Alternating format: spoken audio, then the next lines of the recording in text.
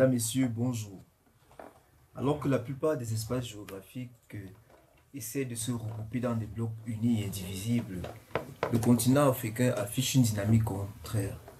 L'on observe en effet une suite ou alors une pléthore d'organisations régionales et sous-régionales au point où certaines d'entre elles se font concurrence. L'Union africaine, dans son rôle de sentinelle, a pris de plein pied ce problème et a entamé une réflexion dans le cadre de la rationalisation de ces communautés économiques régionales. Qu'en est-il? Comment en est-on arrivé là? Pour mieux comprendre cette situation et les enjeux conséquents, nous échangerons aujourd'hui avec trois panélistes. Déjà, le docteur Arsène est là, Arsène Chinois Elanto, voilà, j'y arrive.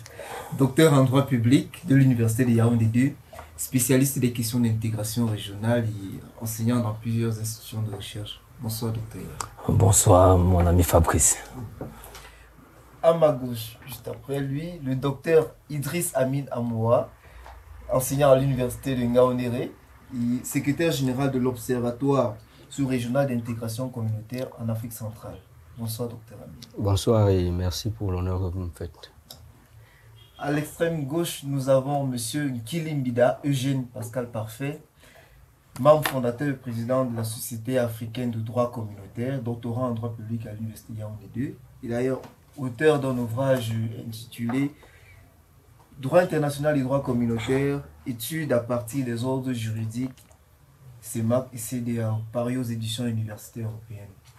Bonsoir, M. Nkili. Bonsoir, M. Amoukou. Il est bon de rappeler que le docteur est là, également membre fondateur de la Société africaine de droit communautaire, d'ailleurs vice-président.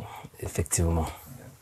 Alors, pour planter le décor, à tout seigneur, tout honneur, monsieur le président de la Société africaine de droit communautaire, l'étude de centrer le débat à partir d'une clarification des concepts fondateurs de ce thème. Rationalisation, communauté économique régionale. À vous de parler. Alors, merci pour l'usage de la parole. Qui dit rationalisation en droit de l'intégration viendrait à envisager la question de la prolifération des organisations d'intégration africaine. Parce que voyez-vous, l'Afrique est le socle de plusieurs associations. D'ailleurs, elle a en son sein plus d'associations que ne comptent tous les autres continents réunis. Alors, la question de la rationalisation, pour l'envisager, il faudrait d'abord traiter de celle en amont, qui est celle de la prolifération, parce qu'en réalité, la rationalisation, c'est un médicament apporté à la prolifération que je qualifierais de sauvage des organisations d'intégration ou alors tout simplement des organisations internationales africaines. La rationalisation est donc, selon le rapport de la première conférence des ministres africains de l'intégration du 30 au 31 mars 2006, c'est traiter les contraintes considérables qui entravent la capacité des communautés économiques régionales à générer et canaliser un effort collectif soutenu de l'intégration en Afrique. Donc, voyez-vous, rationaliser les communautés économiques africaines, c'est vraiment s'attaquer à la question de la multiplicité ou la multiplication de l'engagement international des États sur le plan international africain. Donc là, l'Union africaine a donc envisagé cette prophylaxie-là pour, parce que j'emprunte un peu au langage médical pour dire que la prolifération des organisations d'intégration africaine, c'est en réalité une gangrène. C'est en réalité une gangrène parce qu'à la fin, les uns et les autres se marchent sur les pieds. Et à la fin, on ne sait pas trop où on est en train d'aller. Vous voyez, dans un même espace sous-régional, nous avons la CEMAC, nous avons la CEAC. Vous avez des pays comme la RDC qui sont engagés à la fois sur 5 projets d'intégration. Je vais citer entre autres le COMESA, la SADC, la East African Community, la CEAC. Donc, en même temps, la RDC se retrouve aussi bien en Afrique centrale, en Afrique de l'Est, en Afrique australe. À un moment donné, on se retrouve où?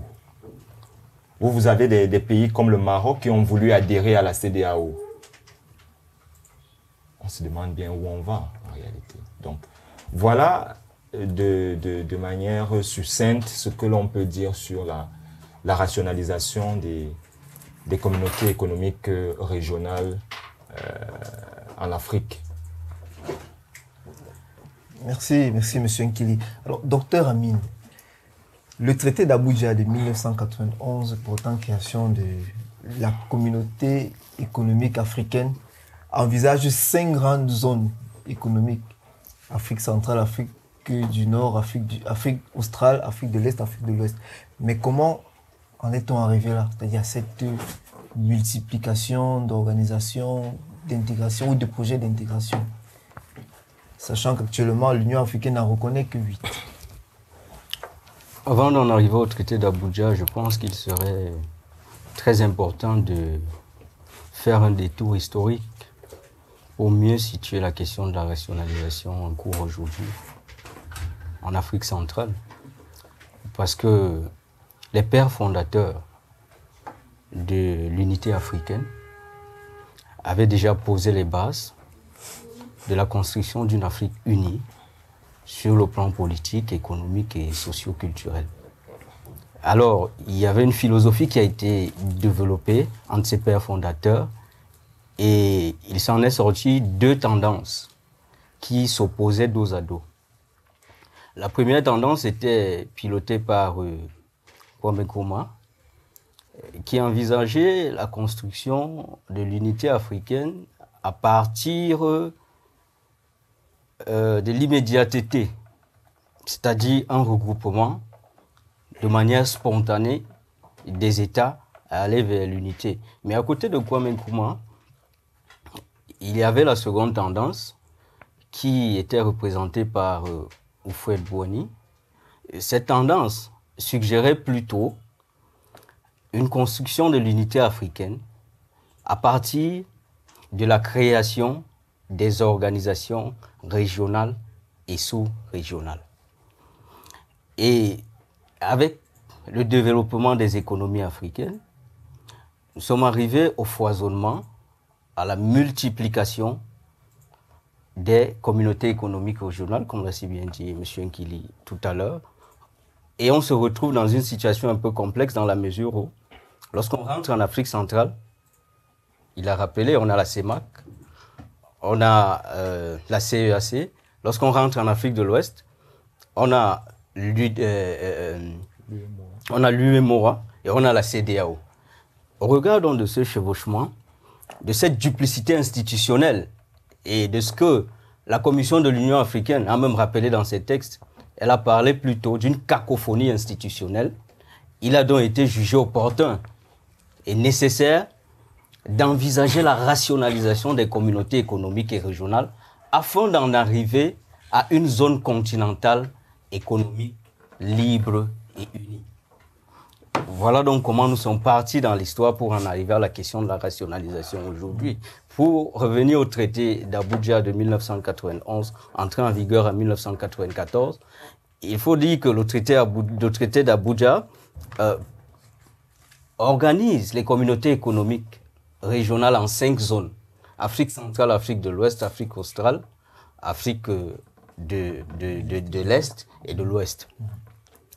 Mais l'Union africaine reconnaît 8 communautés économiques régionales, à l'instar de l'Union monétaire arabe, de la communauté économique des États sahélo-sahéliens, de la CEDEAO, de la CEIAC, de l'autorité gouvernementale intergouvernementale de développement, ainsi de suite. Mais lorsqu'on rentre au traité d'Abuja, il dénombre plutôt 14 communautés économiques régionales. Ce qui n'est pas évident si l'Afrique veut faire face à la mondialisation et à la globalisation de l'économie qui impose des sacrifices et des défis majeurs. Et au regard de l'incapacité des États africains de pouvoir porter de manière unilatérale leur développement, ils ont jugé nécessaire que c'est en se mettant ensemble qu'on pourra parvenir, n'est-ce pas, à une union économique continentale libre dans son entièreté. Merci, Dr Amine, pour cette virgule historique, ce qui nous permet de poser directement la question. Docteur est là. Quelles sont les raisons qui justifient cette explosion d'organisations régionales en Afrique? Est-ce des raisons sécuritaires, des raisons politiques, des raisons sociales et autres? Merci pour la question. Qu'est-ce qui justifie la prolifération des organismes d'intégration en Afrique? Nous pensons que des raisons sont multiples. Nous allons nous baser d'abord sur l'histoire. Vous voyez, lorsqu'on essaie de regarder l'histoire des pays africains, ces pays ont été formés sur la base de la division des Occidentaux. C'est-à-dire, les Occidentaux sont venus, ils ont décidé de mettre les frontières, et ces frontières ont été considérées comme des barrières et non comme des passerelles. L'Africain a donc cultivé cet esprit de barrière avec son frère. C'est-à-dire, un État, lorsqu'il est constitué, il se sent plus à l'aise lorsqu'il fonctionne tout seul, au lieu de s'ouvrir aux autres. Voilà l'idée qu'on se faisait de l'intégration avant. Et d'ailleurs, vous allez constater que pour qu'un État accepte ouvrir ses portes à l'autre, ou alors lorsque les États entrent dans le processus d'intégration, ces États considèrent l'intégration communautaire comme une coopération. C'est-à-dire une coopération qui se tisse au niveau du sommet et non véritablement au niveau de sa pratique. Donc on est plus dans la théorie de l'intégration que dans la pratique de l'intégration. Tout ça parce que nous l'avons hérité de ceux qui ont, entre parenthèses, créé les États africains. C'est-à-dire ceux qui ont fixé les frontières. Et cette prolifération est également due, je pense, ça c'est un avis personnel, que ça va du principe selon lequel on doit construire l'intégration par le bas, par zone, une intégration zonale, et lorsque les zones seront mieux bâties, mieux construites, on pourra aboutir à une intégration plus générale. Donc une intégration évolutive, mais qui commence par le bas et non par le haut. Voilà, c'est ce qui peut justifier la multiplicité des organisations d'intégration régionale lorsque le traité d'Abuja a été signé. Nous pensons également que cette prolifération est d'autant plus une question d'affinité, parce que les États vont se regrouper en fonction de leur rapprochement géographique, en fonction de leur affinité, et non véritablement en fonction des idéologies. Voilà des quelques questions qui peuvent justifier la prolifération des communautés d'intégration en Afrique. Et la souveraineté des États aussi, ils se regroupent en fonction d'une organisation qui leur donne une certaine marge en matière de souveraineté. On peut envisager cela. Effectivement, lorsque j'évoquais tout à l'heure la question des frontières, la constitution des États, ce qui se cache derrière cette expression, c'est la souveraineté, la conception de la souveraineté, de la conception africaine de la souveraineté. Pour les États, pour les États africains, après les indépendances, la souveraineté était le pouvoir suprême qui doit être géré par le pouvoir de l'État, qui doit se gérer lui-même sans accepter parfois même des conseils. Certains États refusaient même des conseils, s'ouvrir aux autres pour bénéficier des conseils des autres. Non. Et on se disait, on est souverain, par conséquent, on doit s'auto-gérer sans recevoir d'ordre de personne. Et également, j'ai omis l'aspect des égoïsmes, les égoïsmes des dirigeants. Ces égoïsmes, dernièrement, j'évoquais le cas de la Guinée équatoriale du Gabon, où les chefs d'État, le premier qu'on disait que le Gabon ne doit pas être considéré comme la vache à lait, et l'autre parlait disait que la Guinée équatoriale ne doit pas être un sac d'argent percé, où les pièces tombent, les pièces et les billets tombent. Les Camerounais ramassent les billets et les Gabonais ramassent les pièces. Vous voyez la conception de la souveraineté et des égos, la conception du voisinage. Tout ça à cause des égoïsmes des dirigeants. Voilà les questions, les raisons qui ont motivé la pluralité, la multiplicité des organismes en Afrique. Alors, docteur Amin, vous avez commis il y a quelque temps une tribune sur l'intégration par le bas, paru dans le journal L'Intégration. Justement, vous soulignez justement qu'il y a la manière dont les organisations sont créées et fonctionnent ne donne pas une belle place au peuple, aux populations. Justement, on ressent à partir de l'exposé du docteur est là qu'il y a eu un hiatus entre le projet porté par les institutionnels, l'État et la base. Je suis d'avis avec le docteur Hila, qui parle d'une intégration théorique plus que pratique, parce que à l'observation, aujourd'hui nous parlons par exemple de la rationalisation des communautés économiques régionales.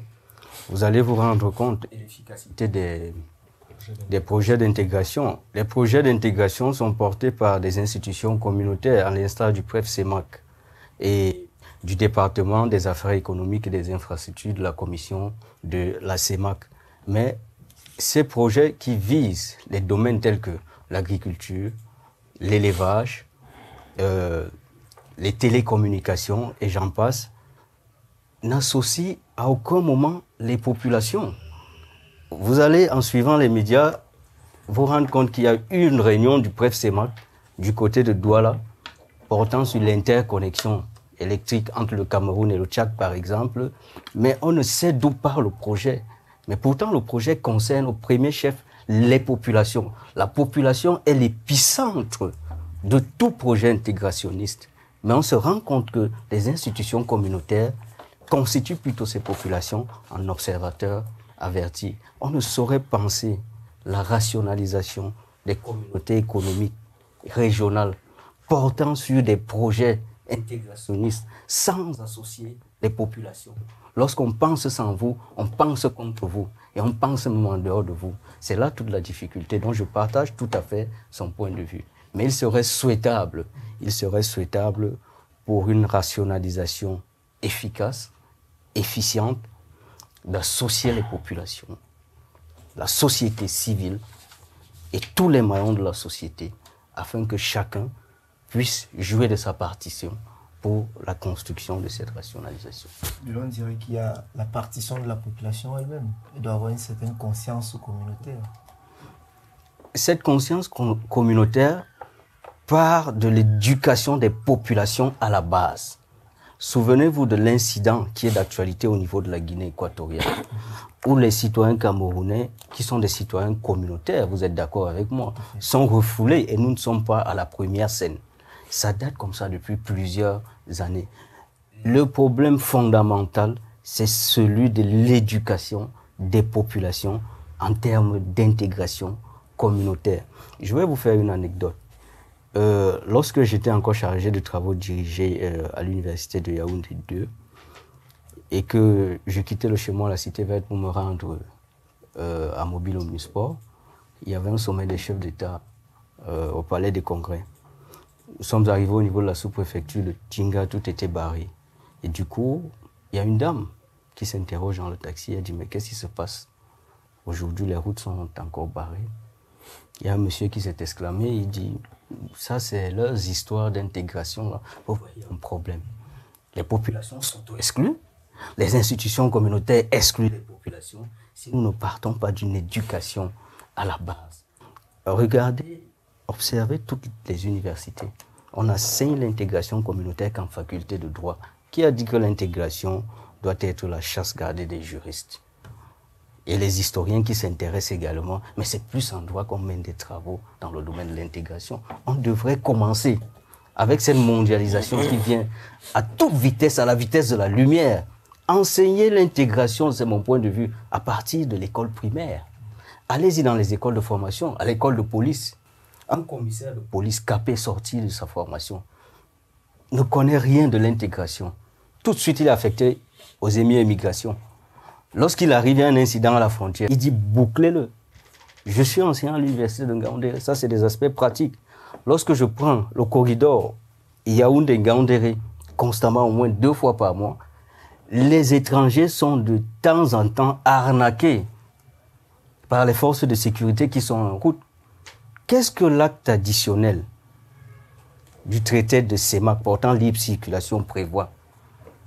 Tout étranger ou tout citoyen communautaire, ne parlons même plus d'étrangers parce que l'intégration va davantage de manière poussée, tout citoyen communautaire qui se trouve dans un état qui n'est pas le sien est simplement soumis à la présentation d'une carte nationale d'identité ou d'un passeport en cours de validité. Mais vous allez voir des étrangers qu'on fait descendre du bus, on les fait asseoir parce qu'ils doivent monnayer avant de traverser. La faute n'est pas à l'agent de police ou de gendarmerie. Il ne connaît rien. C'est là le problème. Il n'a pas été enseigné à l'école, il n'a pas été enseigné à l'école de formation, donc il est grand temps que dans nos écoles de formation professionnelle, police, ENAM, EMIA, qu'on puisse renforcer les enseignements en termes d'intégration. Merci, docteur Amine. Alors, M. Nkini, peut-être à l'attention de nos téléspectateurs, parce que c'est aussi un outil de sensibilisation, là. Quels sont les moyens dont disposent les citoyens communautaires pour faire valoir leurs droits à la suite de l'exposé fait par le docteur Amine? Alors, avant d'arriver à votre question, je souhaiterais revenir à vol d'oiseau sur l'intervention du docteur Ella tout à l'heure, lorsqu'on parlait des raisons à la base de la prolifération des organisations. Il faut dire qu'au premier chef, c'est une question économique. Parce que l'intégration à l'africaine, elle est d'abord pensée sur le plan économique, au-delà de toute autre chose. Donc en réalité, les États qui, l'ensauvagement de l'expression du consentement des États africains à être liés sur la société internationale, en réalité est sous-tendu par des questions d'ordre économique. Il faut chercher les marchés les plus attractifs, en réalité. Quelle est la zone quelle est la zone économique, quelle est la communauté qui va me permettre d'être le plus à l'aise sur le plan économique, en fait. C'est pourquoi vous voyez des États qui se retrouvent ici et là en même temps. Parce qu'à la vérité, d'un point de vue juridique, les instruments sont toujours les mêmes, à quelques exceptions près. Mais à la vérité, c'est une question de marché. Quel est le marché qui est le plus attractif? Quel est le marché qui présente beaucoup plus de consommateurs que d'autres? C'est pourquoi vous voyez que dans le cadre de l'adhésion récente, je crois en avril, de la RDC à la communauté d'Afrique de l'Est, vous vous rendrez compte que les autres États de cette communauté-là se réjouissent de l'arrivée de la RDC parce que c'est un État-continent. C'est un marché à plusieurs têtes de consommateurs, à forte dose de consommation en réalité, par rapport à un État comme le Burundi qui, sur le plan de sa population, sur le plan de son étendue, ne vaut pas une mastodonte comme la RDC. Ou bien le Soudan du Sud, le Soudan du Sud. Donc, je voulais rajouter à cet élément-là et préciser également que, voyez-vous, pour m'associer de manière indéfectible à ce que venait de dire le docteur Amine, à la vérité, nous avons l'impression que les États n'ont pas encore réellement établi la différence entre le droit international et le droit communautaire. Vous m'en verrez revenir un peu sur mon ouvrage. Allez-y. Voilà. Les uns et les autres ne se rendent pas compte que, à la vérité, le droit international a pour cible essentielle et première les États. Tandis que le droit communautaire, qui utilise les mêmes canaux pour être dans le cas de l'élaboration, a pour principale cible et cible essentielle les individus. Donc nous avons d'un côté le droit international qui est un droit prioritairement interétatique, de l'autre côté, vous avez un droit communautaire qui est peut-être de formation internationaliste à la base, parce que tous tirent le point de départ de tout cela, c'est la Convention de Vienne du 23 mai 1969 sur le droit des traités. Vous avez de l'autre côté un droit dont la cible première est les individus. Donc on comprend donc mal, et je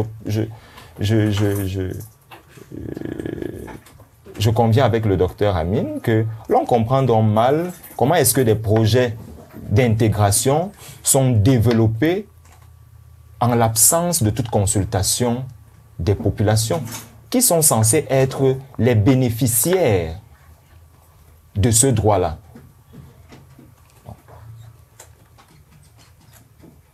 J'embraye donc directement sur votre question.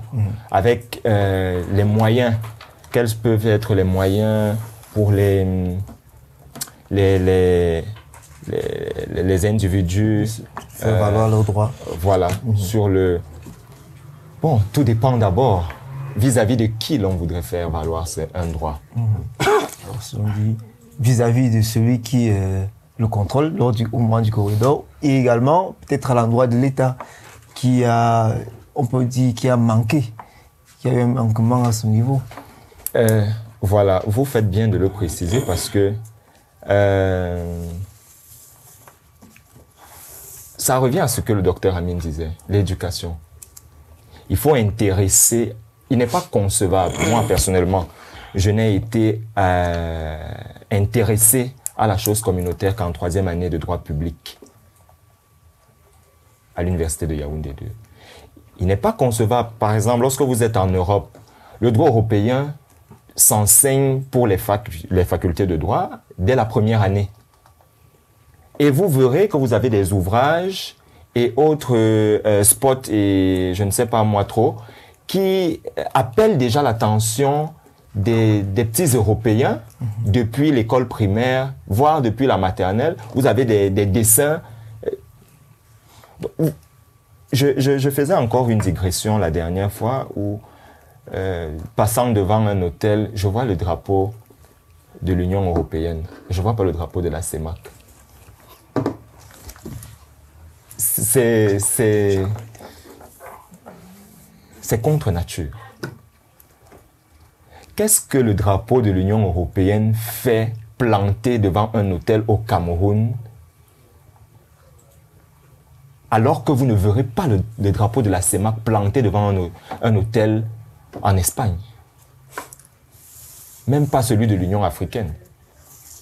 Donc, ça pose la question de l'intéressement. Et ça, c'est une question qui ressortit hautement de la compétence des États.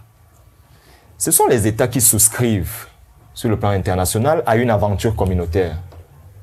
Donc, puisque en allant le faire, elle ne procède pas à des consultations internes. L'État va le faire, et maintenant, de retour de là, l'État fait l'effort, non seulement de ne pas former sa population là-dessus, de ne pas éduquer sa population là-dessus, mais l'État fait également l'effort de ne même pas former les agents publics à ces questions-là, ce qui est très grave. Donc, lorsque vous avez un policier devant vous, le meilleur moyen, c'est de lui dire, c'est de lui faire une petite leçon d'intégration. Et maintenant, puisqu'il va vous dire que ne m'apprenez pas à faire mon travail, parce que c'est ce qu'il vous dira, que vous ne m'apprenez pas à faire mon travail. Et dès lors qu'il met sur vous une charge, à ce moment-là, vous avez donc des moyens de droit que les textes communautaires prévoient à l'effet de faire sanctionner des dérives, des manquements aux obligations communautaires. Vous avez, par exemple, sachez que le juge national est déjà le premier juge à qui incombe la tâche de faire respecter le droit communautaire. Mais il se trouve que même ce juge-là ne connaît pas.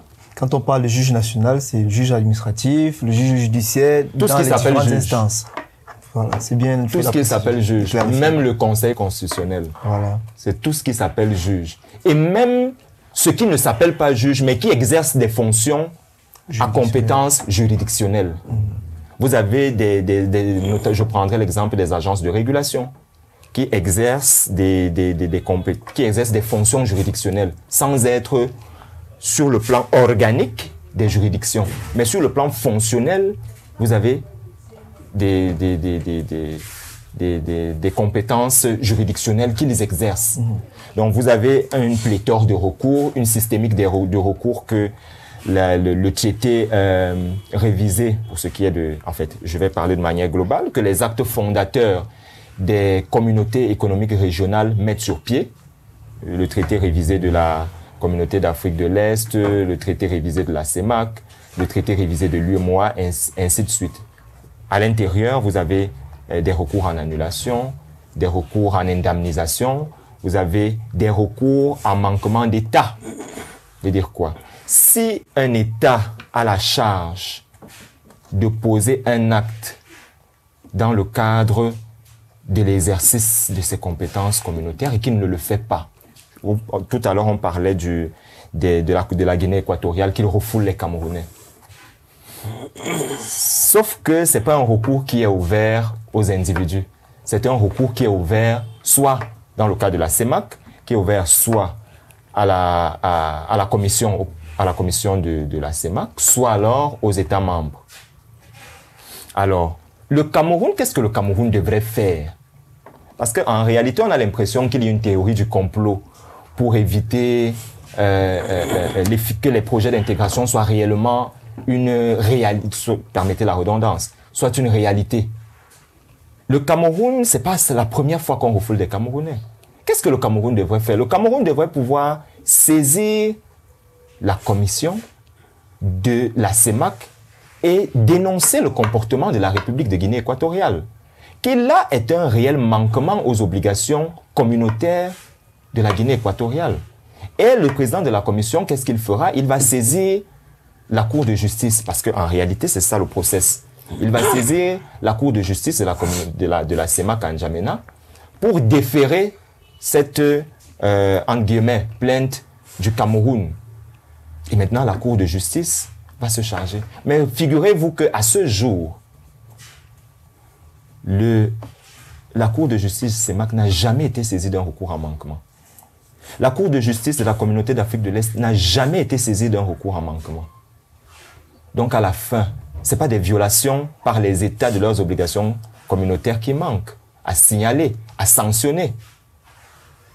Je ne vais pas donner son nom, mais j'avais assisté, je crois en 2017, à Promote.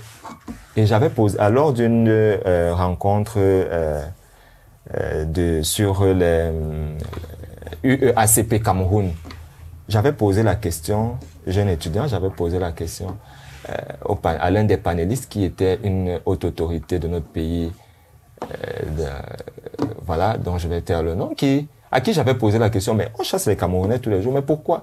La politique commerciale dans la CEMAC est une compétence exclusive de la communauté. Pourquoi est-ce que le Cameroun décide d'aller signer les accords ACP directement, alors que c'est une compétence qui a déjà été communautarisée? Qui dit communautarisation d'une compétence dit exclusivité de la compétence pour la communauté.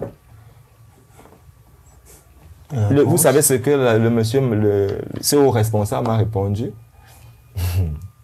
Il m'a dit, vous avez déjà entendu que quelqu'un a saisi, quelqu'un allait se plaindre devant la cour. On va faire comme on a l'habitude de faire. Enfin. Merci, monsieur Nkili. Merci, très bien. Sur la question des emblèmes, on a souvent constaté avec regret, avant de revenir sur les projets intégrateurs, avec regret que lorsqu'il y a des officiels en visite dans l'un ou l'autre pays en Afrique, on n'a pas de présentation des drapeaux. En France, on a juste le drapeau du pays. Des visites de Macron, oui, par son excellence. Par contre, lorsque nous sommes dans d'autres espaces, peut-être l'espace communautaire européen qui nous est le plus proche sur le plan de l'histoire et de la langue, on a souvent foncièrement, par exemple, le drapeau de la France et le drapeau de l'Union européenne. Alors, je voudrais savoir, le docteur est là. En dehors de la volonté politique, en dehors des habitudes que l'on a chez nous, est-ce que concrètement les traités de ces organisations consacrent explicitement leur caractère communautaire et le lien d'adhésion des États. Oui, monsieur On prend le cas de la CIMAC. Nous allons, si j'ai saisi bien votre question, est-ce que les traités communautaires consacrent le caractère communautaire? Est-ce que les traités, oui, si on considère que ce sont les traités d'intégration sont des traités communautaires. Oui. Si un traité en lui déjà un traité communautaire, je trouve que c'est plus nécessaire qu'il y ait une disposition dans le statut qui va dire c'est une organisation communautaire. Parce que ce sont à la base des traités communautaires. Mais alors, je vais revenir au niveau de la CEMAC et faire une analyse. Est-ce que les États membres de ces communautés consacrent le caractère communautaire de ces communautés? Je crois que c'est là où il y a le véritable problème. Exactement. C'était cela la question. Ah, d'accord, merci. Lorsqu'on va prendre le cas précis de l'Afrique centrale, la CEMAC, que je me trouve j'ai l'obligation de rappeler que la CEMAC a 6 États. Le Cameroun, la Guinée, le Gabon, le Congo, la SCA et le Tchad. Ces 6 États, lorsque vous prenez les constitutions de ces 6 États, vous ne trouverez nulle part mentionner la CEMAC. Nulle part. Il y a une réelle banalisation du droit communautaire par ces constitutions. Banalisation parce que 3 de ces constitutions renvoient le droit communautaire au droit international et traitent le droit communautaire dans les mêmes dispositions que le droit international. Lorsque je dis 3, je fais référence ici au Cameroun. En tête, si vous prenez, à part le préambule de la Constitution, qui évoque les notions de l'union, de coopération, mais jamais le caractère communautaire d'une organisation qui puisait la CEMAC. Vous partez dans les articles 43 à 45 qui abordent l'aspect du droit international au Cameroun. Il n'est nulle part mentionné le droit communautaire, mais on parle du droit international. Vous partez au Gabon, la Constitution du Gabon parle du droit international. Et cette Constitution va plus loin parce qu'elle impose le contrôle de constitutionnalité de tous les traités, donc y compris les traités communautaires. Donc il faut un contrôle de constitutionnalité des traités communautaires au Gabon. On va en Guinée équatoriale. Lorsqu'il parle de la Guinée équatoriale, j'ai un peu de larmes aux yeux parce que parler de la Guinée équatoriale, c'est parler de mes voisins. Et d'ailleurs, je sais que vous le savez, j'ai été invité dans un média mercredi pour la question, le refoulement des Camerounais en Guinée équatoriale. Vous voyez, la Guinée équatoriale jusqu'à aujourd'hui n'a jamais internalisé la directive de 2008, la directive portant sur la libre circulation des personnes et bien. Jusqu'à aujourd'hui, on n'a jamais internalisé ça, ça n'a jamais été transposé. Le Gabon l'a fait dernièrement, c'est en 2021, fin 2021, alors que le Cameroun l'avait déjà fait, le Tchad l'avait déjà fait. Donc vous voyez pourquoi il y a un véritable problème de libre circulation des personnes dans cette zone-là. Parce que pour eux, il n'y a pas de libre circulation. Ils n'ont jamais disposé cette directive dans leurs ordres juridiques. Et c'est là pourquoi, parce que leur constitution ne les oblige en rien. Et ça n'évoque même pas déjà le droit communautaire, le droit d'intégration. Il y a quelques États qui sortent du lot. Je fais référence ici à la Constitution centrafricaine, qui a déjà, je crois, si mes souvenirs sont bons, soit l'article 60, soit l'article 69, qui évoque déjà la participation à l'intégration. Il y a la Constitution du Congo, je crois, soit l'article 117, si je vais bien vérifier, qui parle également de la participation à la construction de l'intégration, sans parler de la CEMAC. Le Tchad commence également à sortir du lot. Et par ailleurs, pour le moment, la constitution tchadienne est suspendue pendant que nous sommes en régime transitoire, en espérant que lorsqu'il y aura stabilité, tout reviendra à l'ordre et que nous souhaitons que la constitution qui sera mise sur pied de ce côté-là prenne en considération la CEMAC pour qu'on retrouve dans les constitutions africaines comme on le trouve en Europe avec l'article 81 de la France qui énonce clairement l'Union européenne qui aborde l'aspect de l'Union européenne. Nous voyons en France, en Allemagne également. En Europe, les constitutions internales, les constitutions consacrent, je vais dire constitutionnalisent, excusez la redondance, les constitutions constitutionnalisent l'intégration communautaire en Europe, mais en Afrique, c'est une banalisation. Cette banalisation est volontaire. Je pense que c'est une banalisation volontaire. Parce que, en consacrant spécifiquement le droit communautaire ou l'intégration communautaire, les autorités, les dirigeants se trouvent dans l'obligation de respecter et d'appliquer le droit communautaire, mettre en œuvre les projets d'intégration. Mais lorsqu'on consacre le droit communautaire de manière voilée derrière le droit international, ça devient problématique.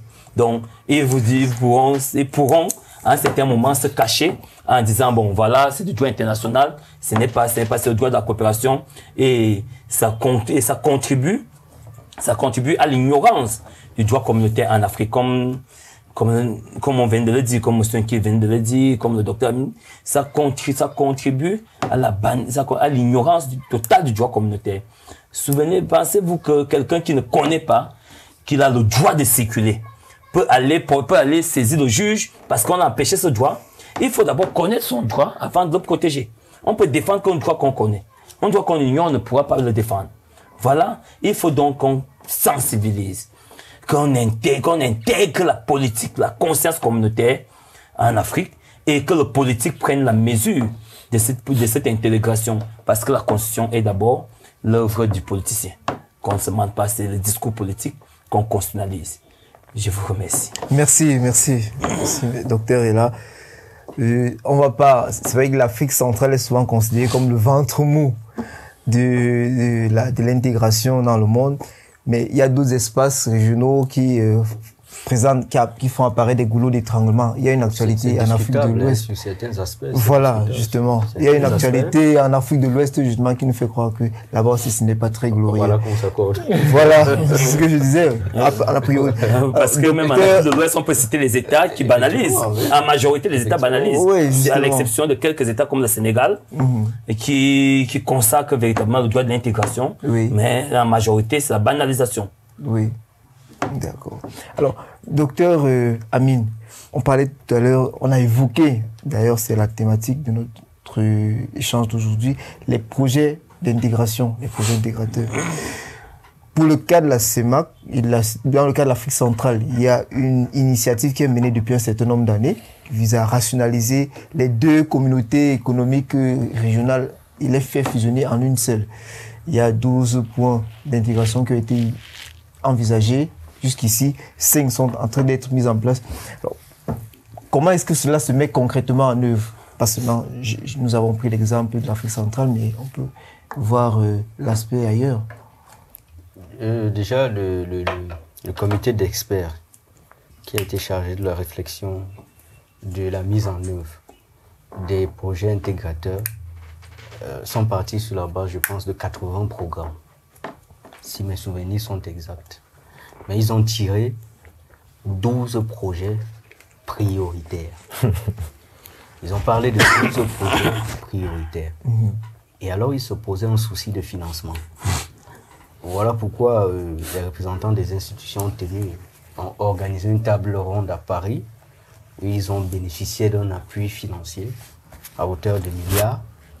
Effectivement, ce qui a permis un début louable, salutaire, de la réalisation de certains projets intégrateurs. Mais excusez-moi, c'est quand même curieux de se retrouver à Paris pour parler d'intégration de l'Afrique centrale. Ça fait partie ici des faiblesses, des faiblesses de la stratégie d'intégration en Afrique, même pas en Afrique centrale. On peut pousser plus loin, même avec l'Union africaine. Ne me demandez pas où le financement du siège qui se trouve à Addis Abeba venait. C'est autant de problèmes, ça fait partie des faiblesses, mais je me dis, il est jamais trop tard, il faut commencer quelque part. Mais avec le temps, il serait très important qu'on puisse s'autofinancer. Lorsqu'on s'autofinance, on est libre. Bien, ils ont bénéficié de ce financement, ce qui a permis la réalisation, je le disais tantôt, d'un certain nombre de projets sur les 12. On On a cité le cas de l'université Terre-État de Saint-Mélima. On a cité la construction du corridor de Bangui, Brazzaville, Ouesso, le corridor Dendé-Dolossi, Brazzaville également, et l'interconnexion électrique entre le Cameroun et le Tchad. Mais moi, je me soucie, l'intitulé du thème parle de l'efficacité des projets intégrateurs. Je pense que le thème il est intéressant. Nous allons vers une fusion, vers une rationalisation des communautés économiques régionales. Au même moment, il y a des projets qui sont pensés de part et d'autre. Je préfère évoquer le cas des projets qui sont pensés au niveau de la CEMAC, que je maîtrise très bien. Parce que vous ne me direz pas le contraire.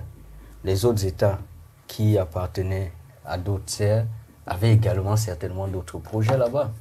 Donc au niveau de la CEMAC, il y a des projets intégrateurs à court, à moyen et à long terme de 2017 à 2021.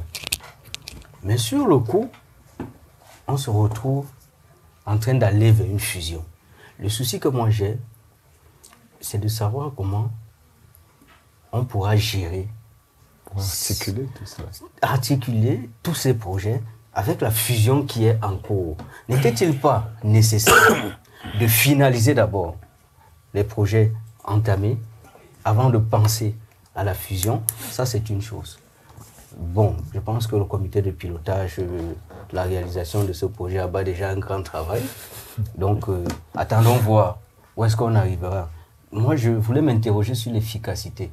Est-ce qu'à ce niveau-là, on n'a pas fini d'implémenter les projets au niveau de la CEMAC? Il y a également un autre problème.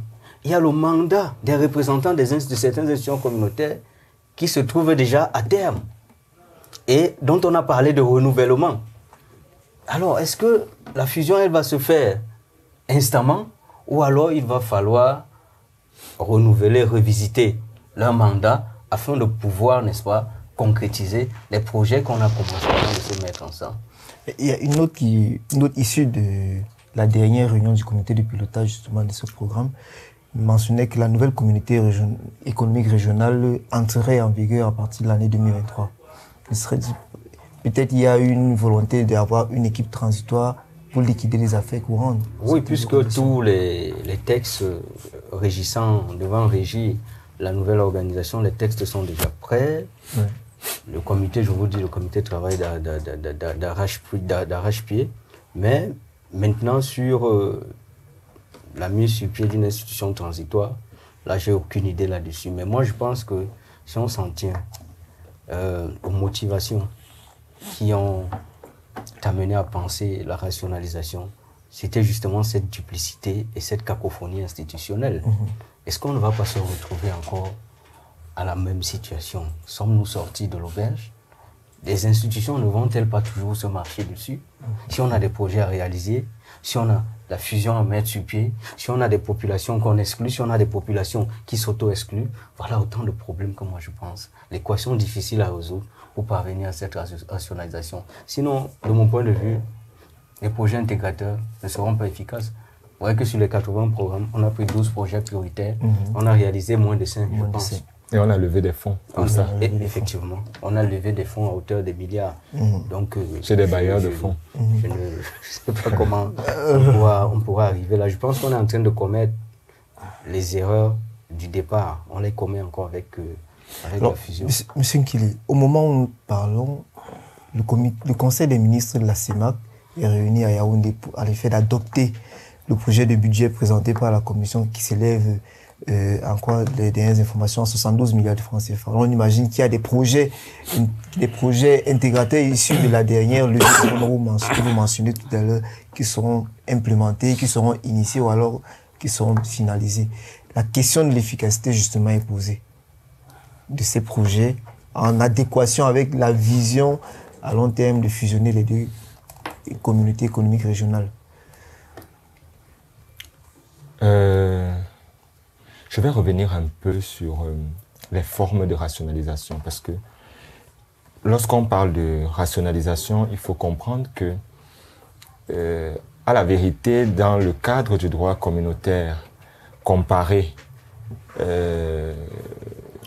que j'ai pu aborder, on ne parle de rationalisation qu'en Afrique. Hein.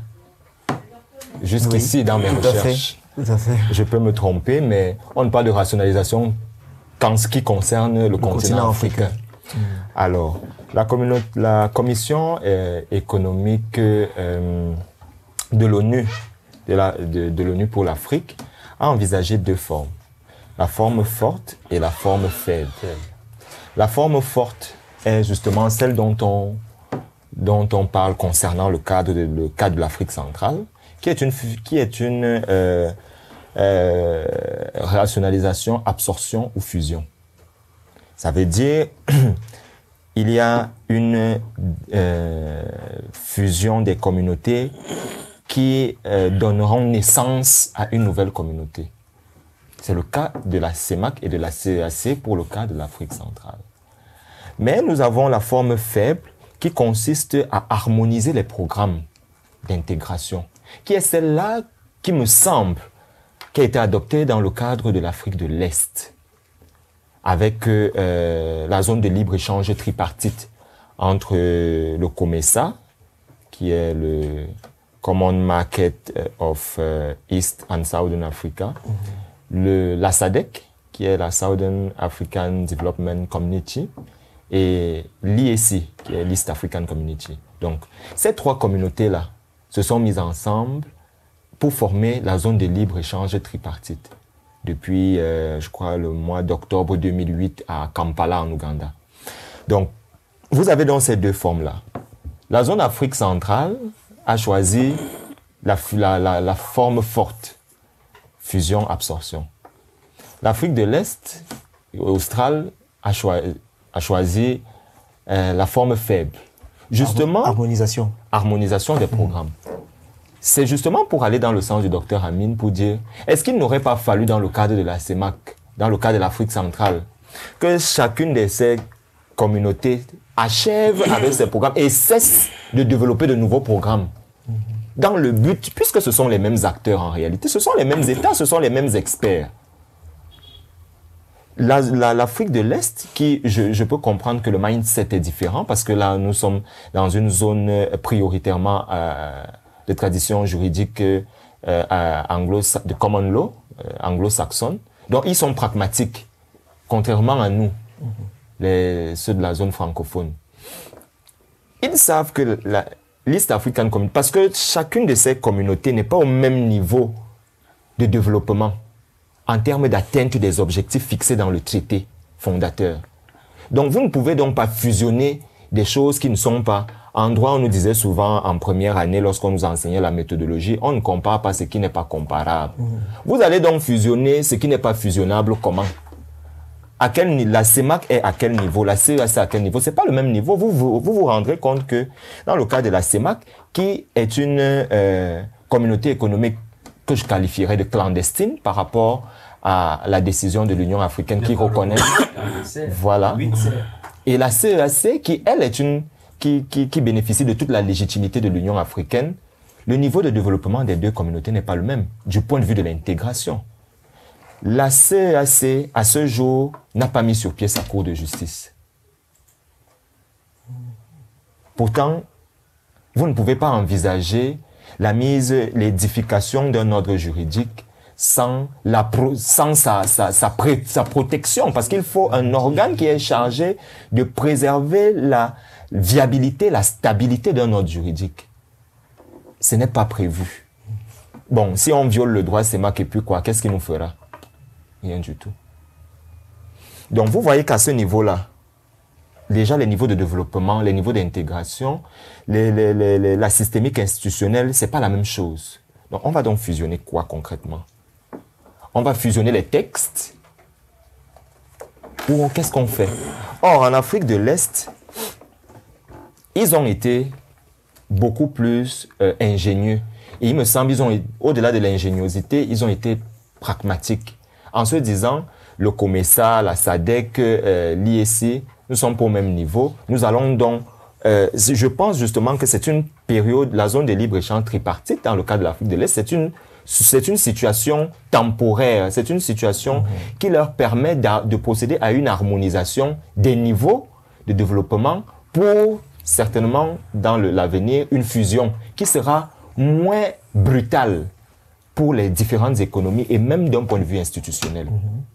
Donc, il me semble que la rationalisation, fusion-absorption, qui est celle qui touche directement au chevauchement des communautés, qui touche directement à la fragmentation des espaces régionaux, est peut-être la plus ambitieuse dans le contexte africain et à certains égards la plus adaptée, mais d'un point de vue de l'efficacité des projets d'intégration, ne me semble pas la plus à même de résoudre le problème. Parce que, ainsi que le docteur Amine le soulignait, c'est en Afrique centrale, on va piétiner. On va piétiner parce que tout à l'heure, lorsqu'il parlait, je réfléchissais en silence et je me disais, qu'est-ce qu'on fera de l'acquis de chacune des communautés? Par exemple, nous avons déjà un acquis jurisprudentiel pour ce qui est du cadre de la CEMAC. Qu'est-ce qu'on fera de cet acquis-là? Puis, on va fusionner les textes, on va fusionner, oui, tout sera... Mais qu'est-ce qu'on fera de l'acquis de chacune des communautés? Par exemple, les projets prioritaires d'intégration dont on parlait tout à l'heure, c'est déjà un acquis. Vous avez levé des fonds au niveau des bailleurs de fonds. Vous allez leur dire quoi quant à la réalisation de ces projets lorsque vous allez fusionner? Parce que les autres États qui n'étaient pas dans la CEMAC, je parle là du Burundi, parce que la CAC, le Burundi, l'Angola, seront-ils d'accord que ceux de la CEMAC terminent d'abord leur projet dans le cadre de la CEMAC, dans le cadre de ces 12 projets prioritaires avant de venir? Parce que ce que la rationalisation induit, c'est un certain nombre de défis. Le financement. Le financement de la rationalisation, ça se finance. Tout à fait. Bon, ok. Le Burundi, vous êtes sûr que le Burundi va peut-être vouloir qu'on lui applique une jurisprudence de la Cour de justice CEMAC au nom de la fusion? Parce que c'est donc ça. Qu'est-ce qu'on fera de l'acquis communautaire? Qu'est-ce qu'on fera de l'acquis de chacune des communautés? Va-t-on le fusionner? Va-t-on l'ignorer ou va-t-on le minorer? Voilà des questions, à mon sens, qui me semblent pertinentes pour la viabilité de l'idée de fusion des communautés, l'idée de rationalisation, absorption. C'est pourquoi, de mon point de vue, je serais plus prompt à adhérer à l'idée d'une rationalisation en forme faible, comme ce qui se fait en Afrique de l'Est. Parce que, certes, nous avons des auteurs comme le professeur... Ils ont parlé de rationalisation constitution. Voilà. Nous, on a toujours des termes très compliqués. On parle de rationalisation constitution. On a par exemple le professeur ghanéen, il s'appelle comment? Richard Fripong Opon. C'est un Ghanéen qui c'est une référence, c'est une lumière en matière sur les questions de droit communautaire africaine. Il disait la fusion-absorption, il faudrait qu'on invite les États à envisager le principe one country, one community. Un pays, une communauté. Ça, sauf que un pays, une communauté, dans notre contexte, qu'est-ce que cela va donner? Qu'est-ce que cela va donner? Est-ce qu'on va fusionner parce que c'est beau de fusionner, parce qu'on veut directement attaquer le chevauchement institutionnel, ou alors parce qu'à la fin, c'est les agents publics qui vont en pâtir, c'est les populations qui vont en pâtir, parce que à un moment, l'agent public va appliquer quelle législation à la fin? La loi n'étant pas rétroactive, ou la règle de droit pour parler de manière générique, n'étant pas rétroactive, quel sera le sort des situations juridiques qui seront nées sous l'égide du droit CEMAC à l'heure de la fusion? Est-ce que un comportement qui aura été contestable à ce moment-là sera déférable devant la Cour de justice de la nouvelle communauté? Si oui, quel droit dira-t-elle? Aura-t-elle la compétence pour dire le droit qui est déjà sorti de vigueur? Voilà, à mon sens, des questions auxquelles il me semble que l'on n'est pas suffisamment apporté des éléments de réflexion et des éléments de réponse pour déjà se mettre de plein pied dans la rationalisation en forme forte telle qu'elle est envisagée en Afrique centrale. Alors, si on imagine un principe de one country, one community, ou alors deux communautés, en plus, ce sera à l'État de se désengager des autres communautés pour lesquelles il ne sent pas un certain intérêt, sans toutefois exiger ou alors conduire à une dissolution, une fusion, absorption. Elles mourront de leur propre mort. Non, mais imaginez-vous qu'une organisation se retrouve sans État membre. Ça rime à quoi? Elles mourraient. C'est pour cela qu'ils envisagent dans la fusion. Le One Country, One Community, ce n'est pas que les États se désengagent. Le One Country, One Community, c'est justement cette fusion. Absolument. Oui, parce qu'il faudrait, du point de vue de la théorie des organisations internationales, c'est pas que les États on décide de la dissolution d'une institution par le biais de la fusion avec une autre. Mais lorsque tout le monde se retire, donc bon, il reste quoi? Il reste quoi? Et l'Union africaine, docteur, est là. N'a-t-elle pas un rôle en tant qu'organisation fêtière pour harmoniser, vu que l'objectif final est d'arriver à une Afrique totalement intégrée et prospère? L'Union africaine n'aurait-elle pas un rôle à jouer dans l'organisation, dans l'harmonisation, dans la répartition des rôles des uns et des autres? Le rôle de l'Union africaine. Mais avant d'arriver au rôle de l'Union africaine, excusez-moi de revenir sur ce processus de rationalisation ou ce phénomène nouveau de rationalisation des communautés africaines. Allez-y. Rationaliser ici, la rationalisation absorption, qui implique la disparition de certaines communautés et la naissance de nouvelles.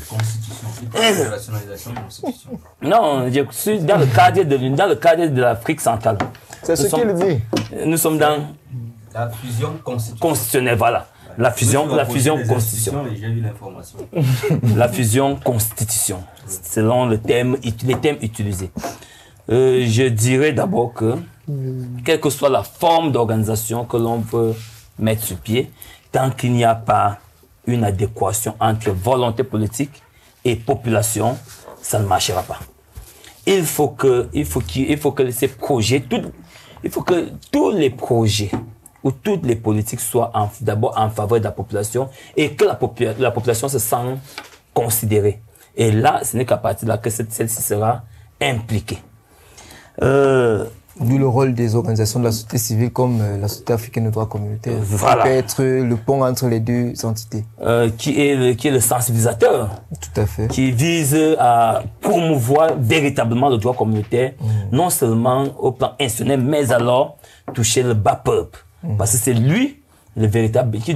C'est pour lui que le droit communautaire est institué. Et il doit bénéficier de ce droit-là.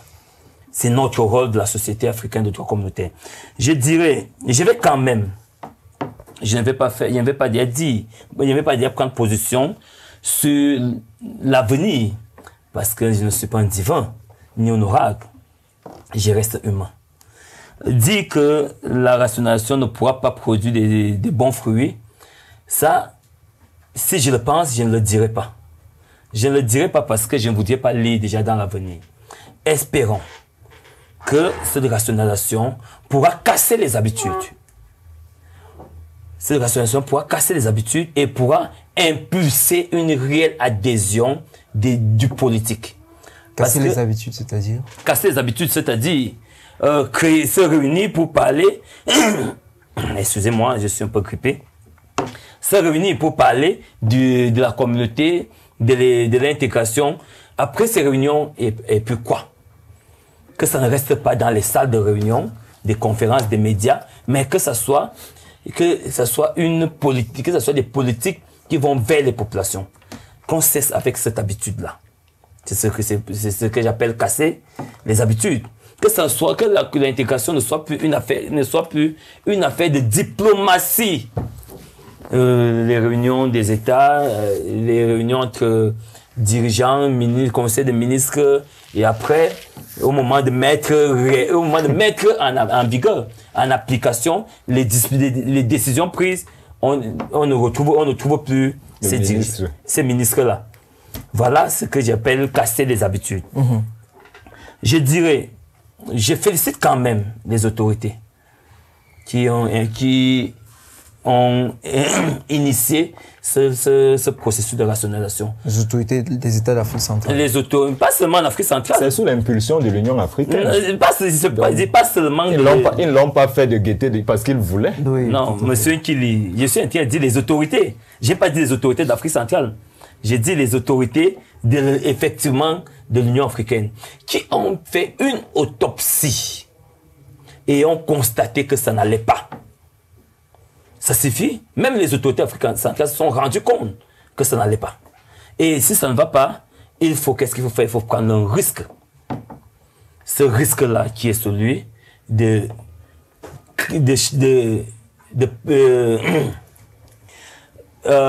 décréter les actes de décès des organisations qui ne parviennent pas à réaliser avec efficacité les projets pour une nouvelle organisation, pour une nouvelle politique. C'est la même maladie. Espérons que ce risque-là soit vraiment un bon risque, un risque porteur qui pourra nous permettre d'atteindre les objectifs d'intégration.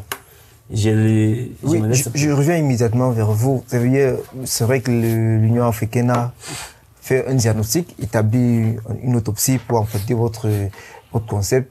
Mais après le diagnostic, la question est ouverte, laisser libre cours aux organisations régionales et aux États de faire comme on leur semble de s'organiser, n'est-il pas une fuite en avant? Je ne pense pas que ça soit une fuite. Je pense que c'est même la véritable politique. Pourquoi? Parce que c'est la meilleure des choses. Parce que chaque zone, et l'Afrique en quelque sorte a ses spécificités. Si l'Union africaine s'engage à rationaliser les communautés, vous voyez, la réalité qui est en Afrique du Nord n'est pas la même en Afrique centrale ou en Afrique du Sud. Il faut donc que ceux qui sont mieux placés, ceux qui maîtrisent le milieu, prennent leurs responsabilités pour rationaliser ou alors pour adopter les politiques ou instituer les communautés à même de leur permettre d'atteindre leurs objectifs. Voilà, l'Union africaine ne fait pas de fuite en avance, mais par contre, laisse la possibilité à chacun de prendre ses responsabilités en fonction de ses spécificités. Voilà ce que je pense. Merci docteur Ella. Mesdames, Messieurs, vous l'aurez compris, les questions d'intégration ne concernent pas seulement les politiques, elles ne concernent pas uniquement les juristes dans les facultés de droit, elles concernent tous les domaines de recherche, toutes les catégories socio-professionnelles, toutes les couches sociales. Nous espérons qu'à la fin de ces débats, ou alors à partir des échanges retenus ici, vous en saurez davantage et que vous vous intéresserez mieux à ces questions. Nous étions, dans le cadre de ce panel, en compagnie du docteur Amin Amoa de l'Université d'Ingaoundéré, docteur Arsène Chinois Ella de l'Université de Yaoundé 2, monsieur Nkilimbida Eugène, président de la Société africaine de droit communautaire, et de monsieur Lisons Lupepo, étudiant-chercheur à l'Université catholique d'Afrique centrale. À très bientôt sur Africa TV.